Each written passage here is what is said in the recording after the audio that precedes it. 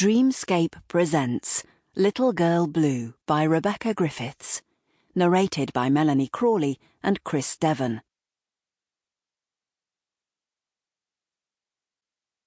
Prologue.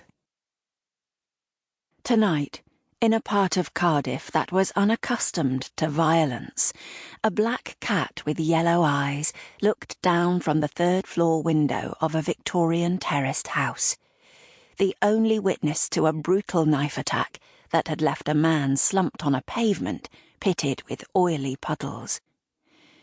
The wounded man closed his eyes to the pervasive winter darkness, exchanged it for another kind of darkness, as his heartbeat weakened and he feared time was against him.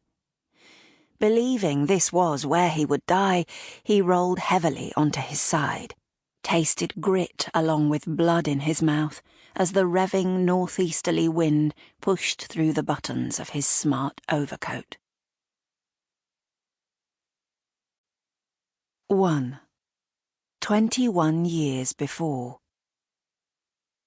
A thin, grey morning, cold for May. The birds beyond the window of Julia Opie's top-floor consulting room were confused by it. Her next appointment wasn't due until 1:15, so she'd fetched a cup of coffee from the machine in the staff room and lit a sneaky fag. Naughty. She knew the rules, and there was always the risk of setting off the fire alarms, but sod it, she was gasping, and there wasn't time to nip downstairs to share it with the dead leaves and wheelie bins at the rear of the building. She tugged up the louvre blinds and opened the window, blew her expended smoke as far as she could over the hospital car park and the cloud-covered city beyond. She shivered as she watched it disperse. With the recurrent need to strip down to the bare necessities, Julia was reluctant to wear thicker layers.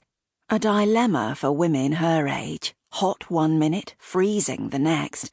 She considered it a miracle she could function at all. Her thoughts, following the twirl of an abandoned plastic bag on the tarmac below, spun to her next patient, someone that was enough to bring her out in a sweat all on their own. The referral came through the family's GP over 3 months ago, but CAMS, the NHS Child and Adolescent Mental Health Services, stretched to the max as usual, had sat on it. Even when the inevitable happened and someone got seriously hurt, Julia, one of 4 child psychologists working out of this Cardiff clinic, still did. Sample complete. Ready to continue?